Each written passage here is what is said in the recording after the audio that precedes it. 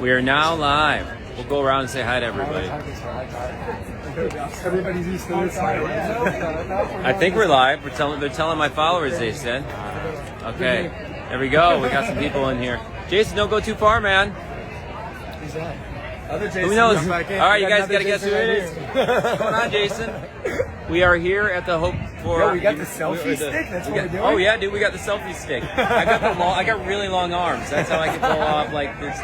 Let's go around and say hi. Who do you guys want to see from the event? Besides John Venus here, the man, say hi. What's up, guys? I taught him everything. Yeah. Then he's learned everything from me. I'm his Padawan.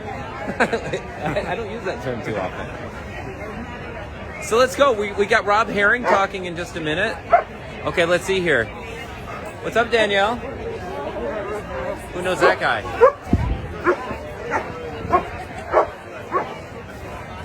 Health Freedom for Humanity Fest. Say hi, guys. Hey, Ben. Thanks, Christina.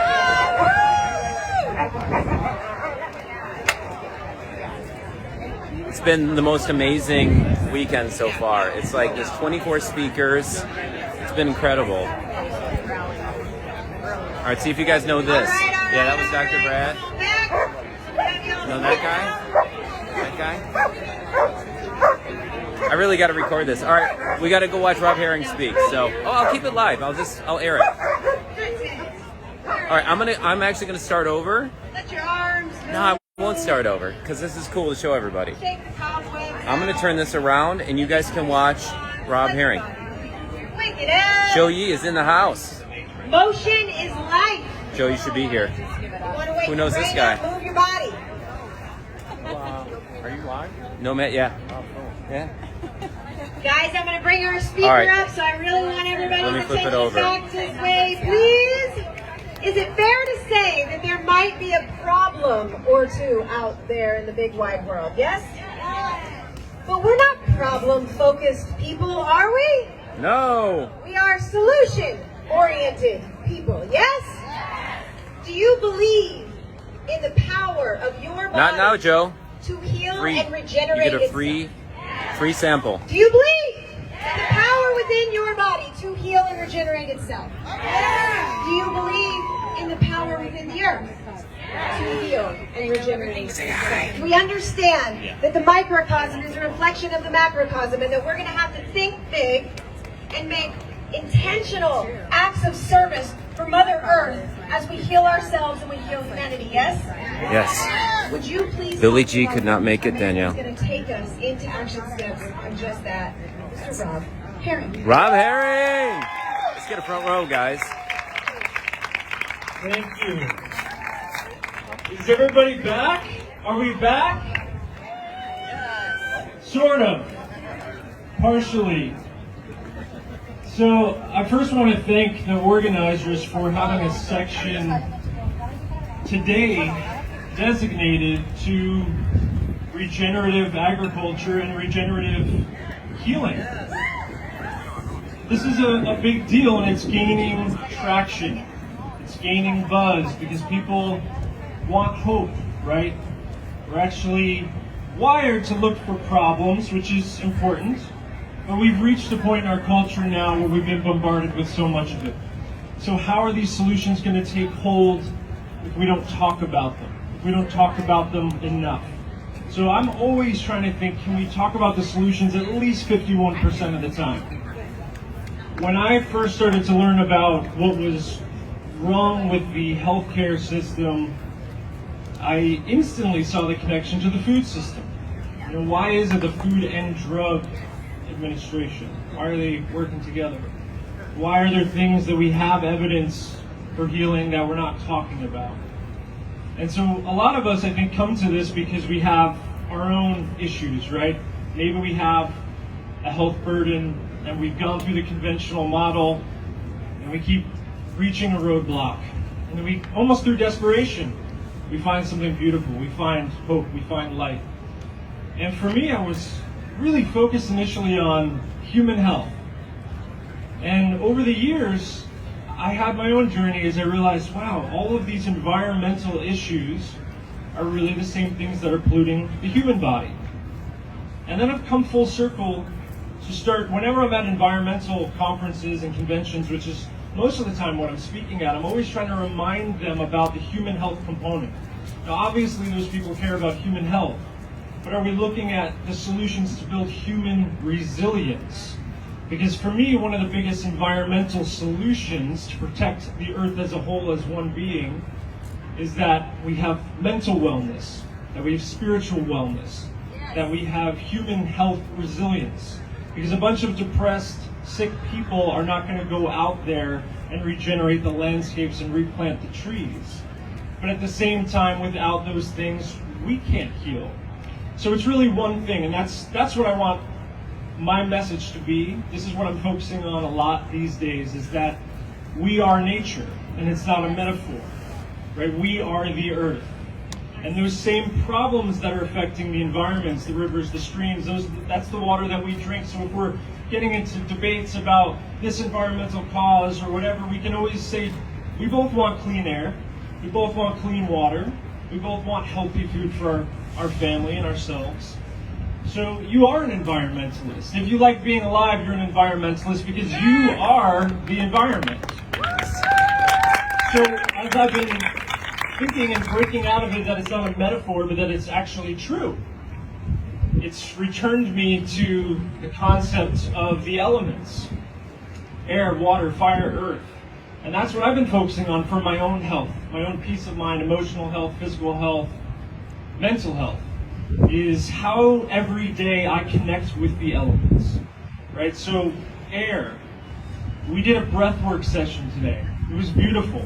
This needs to be a practice as often as you can, whatever that means for you, whether it's working with somebody like Andrew, whether it's doing it at home, whether it's just focusing on our breath. Why is meditation connected to breath?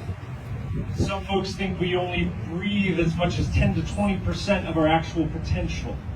So we're learning more about the science of breathing through our nose. Why is that important? It actually goes deeper into our lungs, gets into the parasympathetic nervous system, which means it helps to calm us. So as I started as kind of like a hippie earth lover, I realized that a lot of the things that I was noticing and speaking out about, even as an 18-year-old, I was being met with resistance. People thought it was a little too big of an idea, a little too crazy. That can't be happening. And so we have to take the feedback, right? Sometimes standing your ground means listening closely enough to see the feedback and to pivot, which is what we've done here today, right? Some of you have heard the phrase, this or something better. If anybody feels like this is actually better, or is committed to believing that today could be better out here in nature, can we hear a little bit of noise? It was my talk was going to be about how we are nature deficient, and we are, and all of us are. I mean, if we live in a house, we're pretty much nature deficient. So that means we're deficient in the type of air that we once breathed, the type of water that we used to drink, the type of fire or light that we used to engage with, and the type of earth, which can mean food or physical connection to the earth. So when we think about our air, how much can we get outside? We can breathe. It's almost always going to be cleaner air outside. If you can open the window and you're not freezing cold at night, try to sleep with the window open. Some of us will fight and petition to prevent air pollution, then we bring things into our homes that toxify our air. So we need to be thinking about air almost as one of the very, very first modalities for healing, right? How long can we live without food? A couple weeks. How long without water? A couple days. Air? A couple minutes maybe. So maybe if that's part of our life force, maybe one of the ones we need to think about a little bit stronger. So if you don't have an air filter, you got to get one. I'm not here to recommend one brand. One is better than none. And the same thing is true with a water filter. There's so much that's out there in our water today. So you need to get something, and you've probably heard this phrase, it's not mine, if you don't have a filter, you become the filter. Right? So even the water that is called the cleanest often means that it's devoid of microbes, which means that it may be poisoned the most. So a great resource, the Environmental Working Group, ewg.org. Definitely check them out. They're awesome. ewg.org, I think /tapwater. You can type in the zip code. Type in your zip code. They did a great analysis on the water around the country, as much as they could, which was, they covered almost everywhere. And they identified what pollutants are there and what actually exceed their safety limits. And they're a pretty good organization because legal limits allow for a lot of crap to be in there. I typed in the zip code for this area, and there was, I can't even remember, haloacetic acid, which was 152 times their recommended safety limit from the environmental work group, is in the public water. So it may be reverse osmosis, it may be some other system. But we gotta filter our water and we gotta engage with that. So many people deal with health problems and they're not breathing correctly. They're not focusing on their breath. They're looking for solutions in so many different types of modalities, but we want to return to the elements.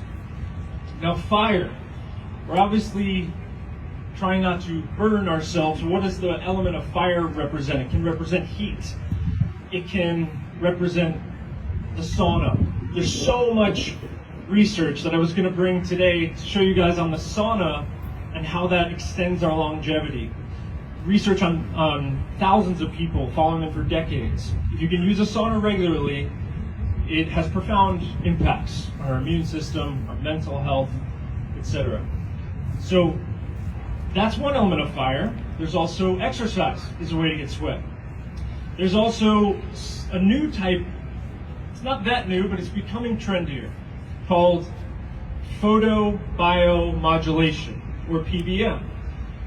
And we're making a film on this right now called Pharmacy of Light, pharmacy with an F. And the idea is that we're light deficient. We're light deficient now as a species. We're not getting enough sunlight. The sun was vilified for generations. And there is decades-old research that showed that actually when we're limiting the spectrum of light, when we don't have the full spectrum of light, huge impacts on health. And this is just something that it may seem a little woo-woo to people, but the evidence is there. And they were taking mice and they were putting them under just different colored lights and seeing what would happen if they were under a green light, a red light, a blue light, pink light. And after a couple weeks, certain colors, they would have horrible deformities, loss of hair, aggression was one of the first things, right? Mood was changing. And at first they thought it must be these colors that are causing the changes. And then they realized it's not actually the presence of a specific wavelength, it's actually the absence of the rest of it. And that nature gives us not just Roy G. Biv, but a ton of other wavelengths that are beyond what we can see. Some of it actually does penetrate through the ceiling, but a lot of it does not. And so if the EPA is estimating that we're indoors 90% of the time, then 90% of the time we're not connected to the potential for healing. So we could use some biohacks, like red light therapy. Has anyone meddled with red light therapy a little bit? Cool. The units can be expensive, they're getting more affordable, but if you have the option to try it, please do. Because there's at least 5,000 to 10,000 different studies right now that show the impacts. So for me, it's how do we make these solutions accessible to people? Something like red light therapy is something that you can't really be bad at, right? Some of us will resist certain types of dietary changes, even exercise. We can come up with excuses. If you can make the time, a couple minutes for red light therapy, you can't mess it up. What's happening is this specific wavelength is actually penetrating through your skin, deep into your cells, into the mitochondria, and helping to enhance cellular regeneration. So for me, it's always interesting. I love to dip into the science because it's how do we make this more believable for people, right? When I was trying to preach a lot of stuff in the early years, met with resistance. People didn't want to hear it, call you crazy and all that. It's how do I change the message to make it more accessible? So for me, I was a musician. I started writing songs and making goofy music videos. And then I transitioned into film. And it was how do we tell the story?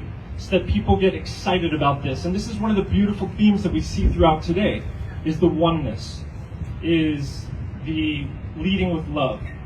So I want to transition to really why I'm here, which is the last element that I haven't talked about, which is earth. So the earth is the soil. Now, how do we connect with the earth as much as possible? We eat 3 times a day. This, to me, is the big piece of how we connect the health movement that we're working on here today with everybody else.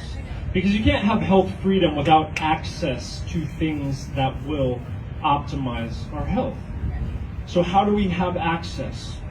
Well, we need to be supporting the types of systems that are going to not just sustain. We've done a lot of damage to this planet. It's estimated about 43% of the land is used for agriculture. A lot of that is extraction based. So I made a film called The Need to Grow. If you haven't seen it, you should check that out.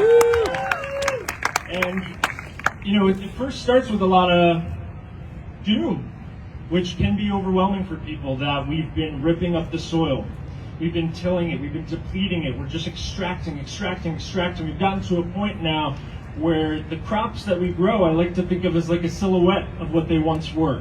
They look like what they once were, but even just a couple generations ago, we've lost 10, 20 or more percent, or times the minerals for certain key minerals that are not there.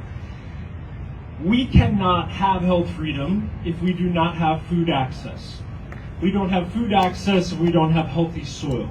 That's why the organizers let 3 people in a row today talk about regenerative agriculture. This is the opportunity for us to actually put our actions and our money where our mouth, where our heart is, and find those farmers, find those land healers who understand how to not just sustain the wounds that are already there. Organic is great. Organic is a huge step up, but organic means that it's without certain things. Right, so when you go and you find the organic label, that means it was grown without certain pesticides, certain fungicides, etc. How long was that food shipped? Where did it come from? Did that farmer deplete their soil at the end of the year? Or did they build soil? Are they storing more water in their soil? So when we were looking at this, and we were out there as young activists, and I was going to all the meetings, and I was really one of the youngest people. I'm happy to see a lot of people, young folks, people in my age range now. When I used to be at a lot of the marches, I felt so out of place. I was like, why do young people not care? And I think a big part of it was that it was not a movement led with solutions. It wasn't a movement led with love. It was a lot of pointing fingers marching against something. So we asked ourselves, can we make a film about solutions? Can we tell the stories of the solution innovators? And the amazing thing that we found was that they're out there. There's so many solution innovators.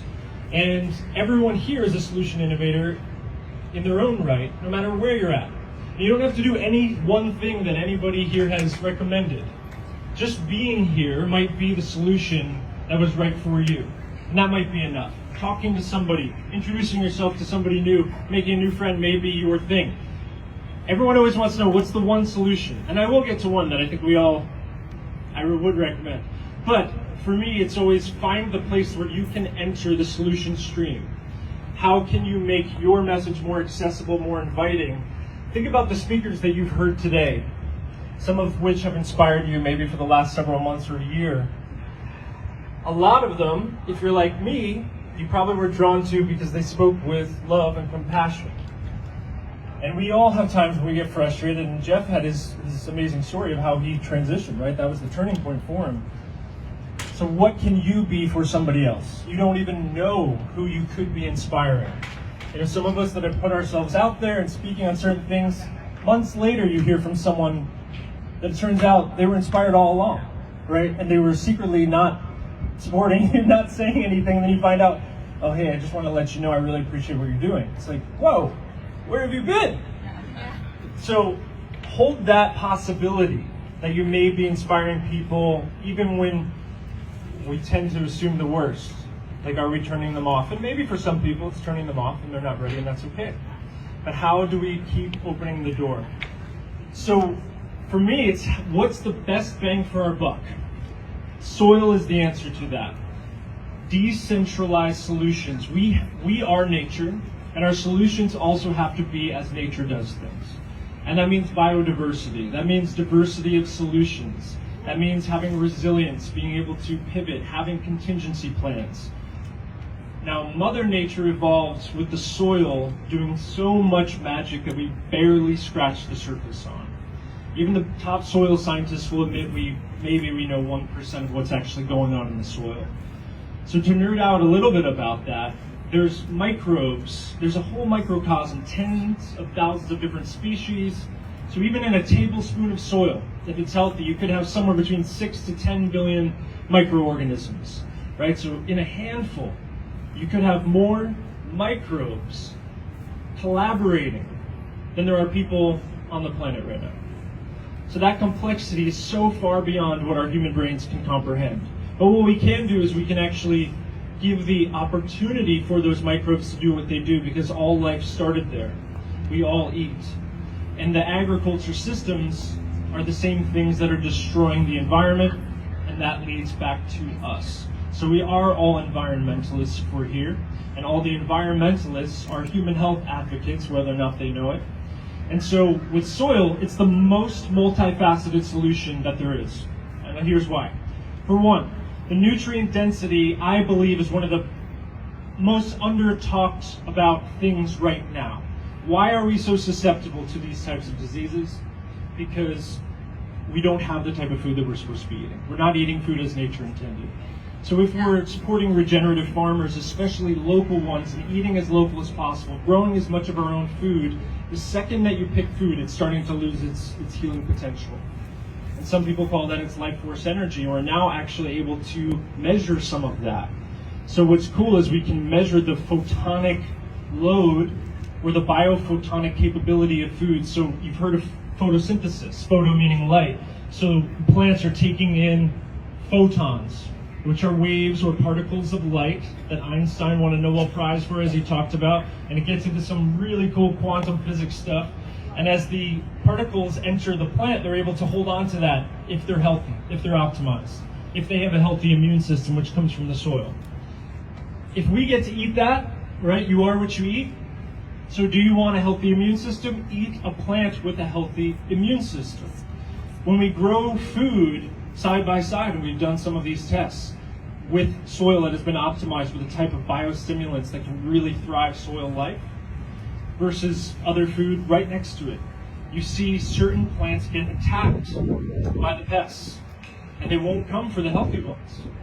And what is that? They know that there's a natural defense system that's happening. So we can rebuild our own natural immune systems by connecting with the natural immune systems that food can give us. So we want our food to have a healthy immune system if we believe that we are what we eat, and we are, right? It's the actual molecules that go into our body. So the health and nutrition, not just of the consumers, but the farmers. Farmers have been through hell in the amount of exposure that they have in terms of these horrible toxic chemicals. And often it takes decades for legislation to catch up to the evidence that's been there. Right? We were called conspiracy theorists for all the stuff that we had the science on 20 years ago when we were talking about glyphosate. Now they're just starting to go, oh yeah, okay. Right? So it's not really going to come from them. We have to diversify, decentralize, and support local systems as much as humanly possible. That is the only true resilience. That is how nature does things. So we know that food becomes more susceptible when it's coming from one area. A lot of it comes from the Central Valley of California.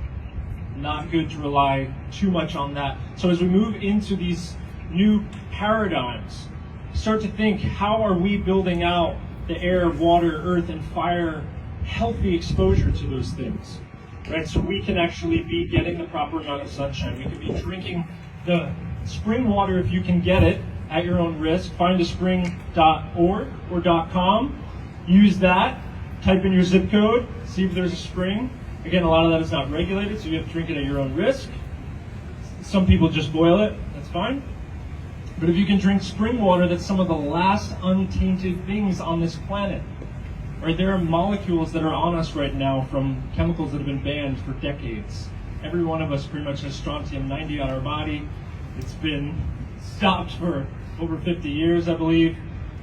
spring water is one of the last uncontaminated things. If you can get that, and you can look into structured water, there's some debate on that, but we want our water to be mineral rich.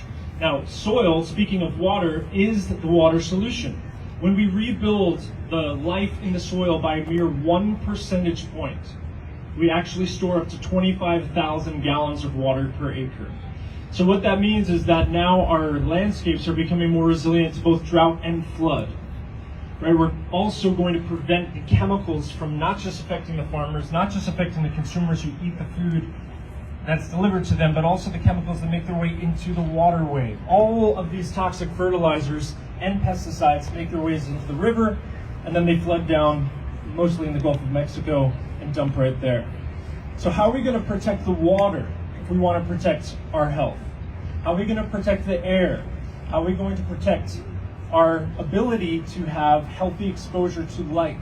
How are we going to protect our ability to have healthy exposure to earth? And how are we doing on time? We're running low. So, well, check out, I'll wrap it up here. So, what I want to leave you guys with is check out The Need to Grow if you haven't seen it. We have a new film called The Pharmacy of Light. And each day, if you can keep that in your mind, that you are a manifestation, right? We are oneness, we are the earth. Am I a representation of healthy air, healthy water, healthy fire, healthy earth? And let that be something to guide you. And I think that we know that the earth can innately heal and regenerate when we do that, and we can too. And I'll wrap it up there. I have a giveaway.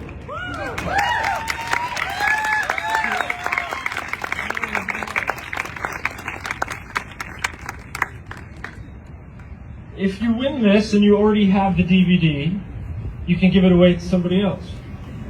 And Pharmacy of Light will be coming out in 2022. Technical difficulties.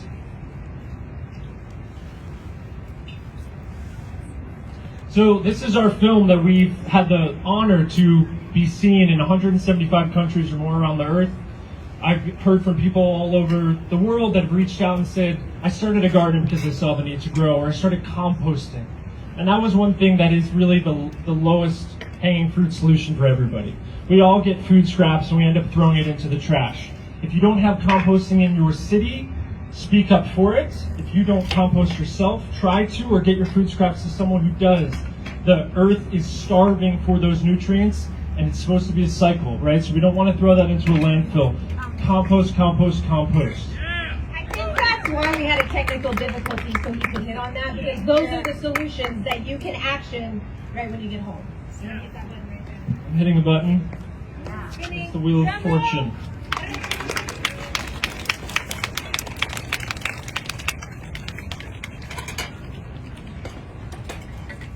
Oh boy. Oh, okay, Lindsay Chokmarzinski.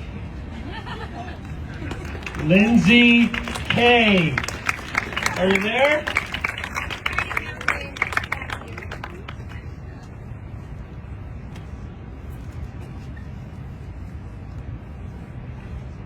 Taryn Lies. Taryn Lies the solution. She's not here. All right, we'll do two. If anybody else is desperate for it, I've got a couple others. Come introduce yourself, and if I've got any DVDs, I'll give it to you. Thank you guys. Please give it up for this man.